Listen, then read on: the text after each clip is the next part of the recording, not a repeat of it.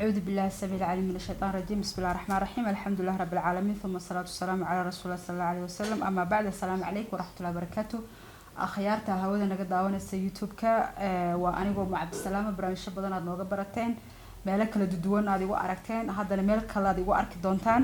waxaa maanta marti walaashay qaali sharafta badan gabadha Soomaaliyeed caanka ah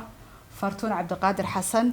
oo ku magac dheer Fartuun Kareeto ayaa maanta marti noo ah barnaamijyo badan baan isla falaqayn doonaa oo ku saabsan xagga fanka markii la dhaho kala baxaa qayb fanaaniin waa qayb buraanburka tiriyaan qayb way gabiyaan isku soo wada koobo Fartuun Kareeto waxay ku caan baxday buraanburka marka qofka markuu erayada tiriyo waxa laga yaabaa waxyaalo badan maskaxdiisa ka dhex guuxaysa maadaama waxaan Ilaahay talent u siiyay ay tahay kolba wixii maskaxda ku soo dhacay qofka inuu marka ka jawaabo haddii saaxiib loo heesayo iyo haddii saaxiibad loo heesayo ama loo buraanburayaan dhahaan eraygan saxo iyo haddii siyaasad loo buraanburayo iyo haddii qof aad jeceshay u buraanburayso qofka Ilaahay heybada siiyo markasta erayo ayuu ku cabiraa afarley bay Soomaali dhahaan buraanburkuna ka sii baaxadweyn yahay marka qofka erayo buu Ilaahay maskaxdiisa ku soo ridaya erayadu marka amaanti uu ku gudbinaya laakiin dad waxa iska jira iyagana nooc kale hadalkii u fasira Soomaali waxay ku mahmaahdaa hadal waa margiyo kale hadalka sidiisaba haddii qaybta wanaagsan laga qaato qaybna intii la soo qaato la kala sarrifo oo xumaata laga dhigo dabcan wixii waxay noqonaysaa waxaadan adiga ka dhigin in lagaaga dhigo marka Fartuun buraanbur waxa jira hadda ka hor ay buraanburtay buraanburkaasna bulshada qayb kamida ay si xun u fahmeen horta intaanan gudagelin su'aashaas Fartuun baan soo dhaweynayaa iyada ayaa faahfaahin iska bixin doonta nafteeda iskiin bari doonta goorti buraanburka bilowday iyo waxa ku dhaliyay ayaan ku hormari doonaa Fartuun soo dhawo ayaan ku leeyahay waa dhawaha walaashii macanto insha Allah tabarakallah aniga magacayga Fartuun Cabdiqaadir Xasan baa leedahay sida caado dadka ii qanaan Fartuun Kareetan ku magac dheerahay buraanbur aniga hooyaday baan ka dhaxlay cid kastana igu taqaanaa way ogtahay oo hooyaday baa buraanbur jirtay abwaanimada iiga tagtay waxaybado Ilaahay ii dhaliyay inkastoo ay tahay hadana hooyan diilada badi aan ka helay iyo geesinimo inaan buraanburan mujtamaca la soo dhex istaaga ah Ilaahay jannada raxmaanka ka waraabiyo amiin aniga buraanbur waxaan bilaabay hooyaday meeshan waxay ka tagtay 15 meelahaas 14 iyo dhamaad ugu dambeyn 15 Ilaahay ha naxariistay bisha afraad shanaadna way dhimatay 8 bilood camal ay naga maqneed meelahaasan inaan mujtamaca soo dhex istaaga bilaabay ilaa haddana waan wadaa ما شاء الله Fartuun جزاك الله خير waxay noo sheegtay inay hooyo ka dhaxashay dabcan wax badan baa la kala dhaxlaa cilmiguna ama maxaa la dhahaa heebadu Ilaahay dadka siiyay waa hididiilo waxyaalo waxa jira isirka laga soo qaato sida mujaahidnimada qofka inuu leeyahay qof self confidence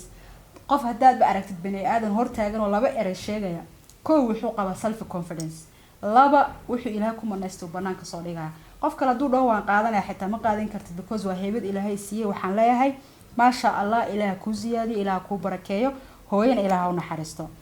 Fartuun waxaan ku weydiinaa markii ugu horeysay buraanburka eray nooceed ku bilowday ma qeyro waxa ku haysay xanuun badan mise qeyro jacayl mise qeyro farxad horta buraanbur populationka iyo dadka mujtamaca ah ee muuqda aan la soo dhex istaago nolosheedii waxa ii wareysay MB-geena kamkoonji markii la dooranay ما شاء الله markii hore dhibka uu gaar aad aan waqtiirooda buraanbur badan ka sameeyay oo waxaan la saarnaa baabuurta markii dambe doorashada loo sameeyayna buraanbur badan oo sameeyo buraanbur populationka aan la soo hor istaago buraanburkaas ay wareey buraanbur alifid aniga 9 sano jiray markaan buraanbur alifay واو Ilaahay u barakeeyo anigana student yar baan ahaa laakiin dadkii waa weynaaday hadda qofka markii la arkay inuu hilib yar foolena da'ba la saaraa laakiin waa u jeedeen 9 sano jirtay iyo hadda farqiga u dhaxeeya ما شاء الله عمر dheer iyo caafimaad badan Ilaahay kaaga baryaaya Fartuun markii laga soo tago buraanburkaas waqtigii aad bilowday in badan baad buraanburka ku dhex jirtay caqabadaha buraanburkaad kala soo kulantay ama farxadad kala soo kulantay gadaal baan ka weydiin doonaa su'aasha hadda aan isleeyahay walaasha weydii haduu Ilaahay raali ka noqdo Fartuun buraanburka maadaama wanaag badan lagu tiriyo dadka qaar koodna xumaatay u qaataan buraanbur waxa jira in badan lagaaga falceliyo buraanburkaas oo ah Kenya golo xaasid waaye oo xigaalo male maxaa ogala jeeday horta Kenya waa meesha aan 12 sano joogo oo ku noolahay wadan xaasid ma ahan wadanka iyo dadkiisa ogala ma jeedin inay golo xaasid yihiin iyo waxa jiro anaga Soomaaliya hadana sida caadada ah waxaa maqli jiray darbi Kenya iyo dadka Kenya dugsi male hadda ka hor ma maqashay inta yaray ay uga cusubtahay Kenya Soomaalida inta badan isma dhaweysato markii hadda waa ilbaxna laga reebo waag hore isma dhaweysan jirin qofka markuu ku soo martiyo maalin laba haduu joogso wax dambe waxa dheeha Kenya meel kala daydayo anyway gabar waxaa jirto samsam ka yara la yiraaho on saaxiibeen on aad u jeclaa oo wadanka ka dhooftay samsam markay dhoofaysay samsam gacalay ii ahayd aniga gacanteedii midig ahayd aad aan u kalsoonaa qofka kaliya dhib iyo dheef la qaybsaday ahayd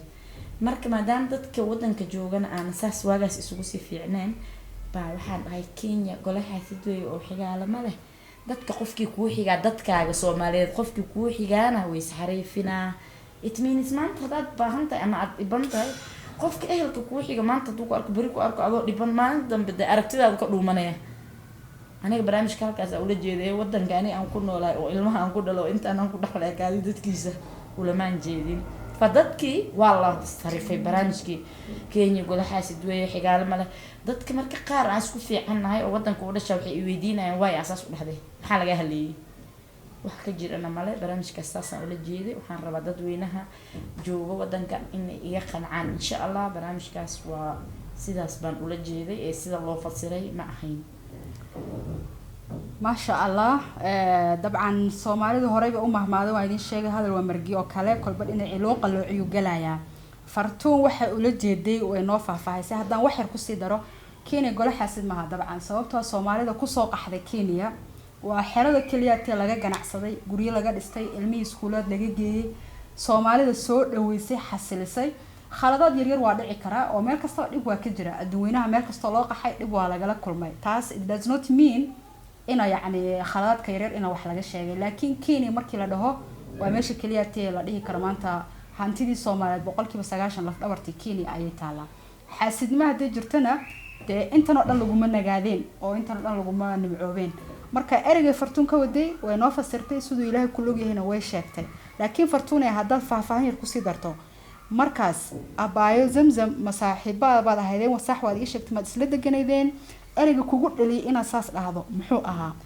waxay u dhalay adoo u sii faahfaahinaysid asxaabtaada iyo siyaasiyiinta iyo walaalada qof bini aadan ah oo jeceshahay oo gacantaada midig ah oo kula jiro oo wax kasta oo aad u baahan tahay oo baad dareemi kartaa bini aadanka ma dhameystirno aad qofka shaqeysta oo businessman ka ah ee dabaqan hadda aan deganahay degan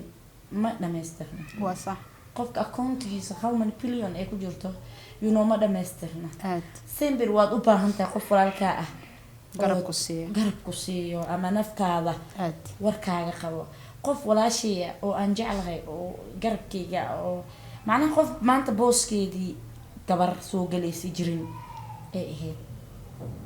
marka waxaan dhahay Kenya golaha sidoo xigaal ma leh dadka qofkii ku xiga way isxariifina dhoofkeedan ka xumo u dheeraa baraamburka halahaasay kala bixin Soomaali markaas dad aniga u jeclaa oo de Kenya u dhashay u fasirayaan waxay leeyihiin saas ay dhahday qof kasta way weydiina wuxuu leeyahay waxaas maxaa ka waday marka waan ka xunahay Kenya waa jeclahay aniga meel uga ma socdo meesha hadaan dhoofa sheegay hadaan dhulka meesha u dambeysay taga aan u soo noqon doono waaye degaankayga waaye dadkeedan jeclahay wadankan jeclahay marnaba dhib ma u rajeenaayo fartuun aad bay u mahadsan tahay sidaas faahfaahsan ee dadka walaaladeed ay rabto qalbigooda inay yani kaga nadiifiso wixii wasaqda lagu shubay siday u dhahday in loo qaato ayaan rajeynayaa dabcan haddii Soomaaliya nahay afka Soomaaliga xitaa fahankiisa dadkii sida abaayo oo murtida Ilaahay ku manaystay af Soomaaliga kala sarif yaqaan oo dadku way yaryihiin xitaa fahanku ku yaryahay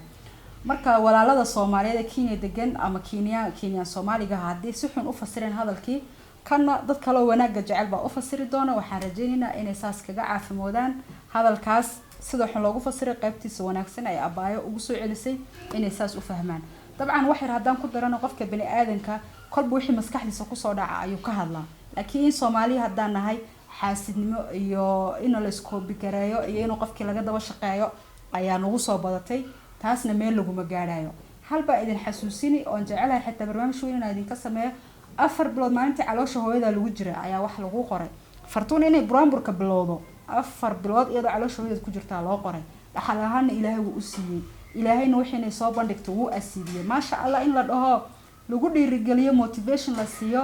oo aada loo riixa mooye in la xasto oo erayada inta la kala fafasiro la kala jijiido way naga xariman tahay insha allah. dadka noocaas u dhaqmayna ilaaha ka cabsadaan. intaas haddii aan kaga tagno barnaamijkii ahaa gabadha saad ugu buraanburtay iyo xumaatada loogaga jawaabay, su-aasha kalen ku weydiinaya ayaa waxay tahay Fartuune, maalmahanba waxaa socda saad la socotid arrimo xasaasiya xagga siyaasadda Soomaaliya. hees baa la qaaday, hees kalaa laga daba qaaday, haddana Djibouti baa la aaday. dadkii social media-ga ku jiray aad bay uga faaloodeen, nin buraanbur ku faalooda, nin cay, nin amaan, nin duco, ninba siyaasadda sidii la tahay buu uga hadlay. dadkana dee waxay u isticmaalaan heesta iyo fanka iyo sida abwaannimada gabayga la tirinayo kolba wixii jira in lagu cabiro. adiga marka waxmaadan soo cabirin, waxmaadan soo sheegin, bal maxaad uga aamustay? aamusnaantaas kulle xikmad baa ku jirta, bal soo dhawo. horta afdaboolan waa dahabi Soomaali ku mahmahday aad hadal wuxuu ammaan yahay inta aadan oranin afka hadduu kasoo baxo yiri abwaanka adiga uma arrimisid ummadda u dhexeeya si fiican. intaas waa macnaha hadalka inaad ilaashato. sax. mida kale xaaladda siyaasadeed hadda Soomaaliya ka jirto aadii arkay ku jirtaa zaaid ay u dheereynaysaa. marka mararka qaar qofba waxbaa la gudboon, abwaanba waxbuu arkaa. aniga siyaasad inaan ka aamuso ay isoo baxday. wadankan aan joogo waa ku nabadan ku qabaa, caafimaadaan ku qabaa, alxamdulilah. wadan dowlad leh dhisan barwaaqaysan. aniga wadankan hadda aan joogo nabadaan ku qabaa. ilaahay waxaan uga rajeynayaa nabadiisa inuu sii wato. keygana ilaahay waxaan ka rajeynayaa inuu nabad ka dhigo insha allah. iyagu ciday rabaan ha doortaan, kay rabaan ha dejiyaan, kay rabaan ha deystaan. siyaasadda Soomaaliya way sabeynaysaa inaan dhex galo, waan ka afgubaadsanay. maasha allah. Soomaali hore bay u dhahday af aamusan waa dahab, waa sax. rasuulkuna wuxuu dhahay calayhi salaatu wasalaam xadiis baa wuxuu ahaa qul khayran oo liyasmud, ama wax khayra sheeg ama iskaba aamusba. anoo Fartuun sii qudaqudaynaya haddaan dhaho dee dadka si uga jawaabeen si ka yara duwan oo khayr ku jiro labadoo eray inaad tiriso ma fiicnaan lahayno. wallahi waxaa Soomaali anaga waxaa golahan meelahan waxaan ka imaanay horta jubbooyinka waxaan dhahnaa waxaan fiiri waxa ka sheegay fiiri. abwaan markaa tahay horta especially abwaanada baraanbura markaa tahay waxaad u dhaxaysaa Soomaali weyn aad sax. mala rababa saacadaha qabyaaladda inaad hadishid mal rabay qabiiladka. hadda bahasha qabiil ay ku socotaa kuma socoto Soomaalinimo. markay Soomaalinimo imaadaan ka hadli doonaa insha allah. insha allah. Fartuun aad bay u mahadsan tahay. dabcan dad hadla iyo dad aamusaba in la helana meesha ku jirtaa. waxaan rajeynaynaa buraanburka ay soo tirin doonto timekay aamustay iyadoo ku dhex sifeynaysa buraanburka inay kusoo dari doonto insha allah. waayahay intii xaaladda Soomaaliya ka hadashayna kuma dhaliilayna way ku mahadsan yihiin. inta ka aamustay oo Fartuun ay kamid tahayna way ku mahadsan tahay. markastaba ilaahay dad buu soo diraa, marxaladda qofba waxbuu ku jawaabaa. marxaladda xigta insha allah waad ka dheefi doontaan fawaa'ido badan. qofku inuu aamusana xikmad baa ku jirto. Fartuun waxaan ku dhihi lahaa adoo aad u mahadsan, waqti badan aan kaa qaatay, bal wax waana ah ama wax maxaan ku dhahaayay dardaaran ah haddii aad kusoo gabagabeynayso ama wax codsiya kusoo gabagabay barnaamijka. anaga xagga Soomaaliya waxaan leenahay bado, biyo, maxaa la dhahay wabiyo, beero, dalag, wax badan oo waxaan haysanaa ay adduunka u haysanin oo naga badan ka Soomaali hadday dal iyo dibad meeshay jirto ee Soomaaliya isugu imaad xitaa ka badan. marka ilaahay waxaan ka rajeynayaa kuwii arka ee ku cimro qaata ee ilaahay ugu mahad celiya ee wax ka dheefa horta inuu ilaahay naga dhigo. amiin. oo midda siyaasadda ilaahay subxaanahu wa ta'aala uu naga dulqaado. amiin ya rab. siyaasad ilaahay naga dulqaado. maada waa taas.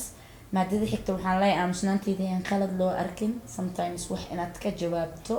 la rabo oo inaad ka aamusto ka qurux badan tahay jiro. dee waxaan leeyahay khayr badan aad rajeynayaa meeshaad caalamka ka joogtaan. kenyana waxaan leeyahay Kenya from Uhuru Muigai Kenyatta to cunuga yar oo shalay dhashay wallahi qalbiga iga taalin waa idin jecelahay yaan qalad ligin ka dhaadhicinin. wadanka ha jiro nabadna ha ahaado ilaahay idintiis. khayr badan aad rajeynayaa. aad bay ugu mahadsan tahay walaasheen. mawjada kacsan ilaaha noo dejiyo. duco badan iyo alla bari badan baa loo baahan yahay insha allah. Fartuun programyo kala badanna waa iskugu iman doonaa. wareysigan haddana wareysi yar oo iska shallow aad u gaaban buu ahaa, laakiin isagoo balbalaaran waad naga faa'iidi doontiin. Fartuunna ilaahay ha u hibadaas ilaahay u siiyey, ilaahay ha u siyaadiyo, ilaahay ha u nimceeyo. codkeedana ilaahay nuur ha u saaro intii umad ka faa'iideysatana waxaan leenahay waa mahadsantii inta kale oo ka faa'iideysan doonto oo rajaynayna way badan tahay soo dhawaada Soomaali weyn ximaataan iska dhaafno wanaagan iskugu imaano aad baad u mahadsantiin wixii aan gafnay intii aan wada hadlinay nafteen iyo shaydaan bay ka ahaadeen wixii aan signayna ilaahay ma iskale cameraman-kana waa Aweys assalaamu calaykum wa rahmatullahi wa barakaatuh billahi tawfiiq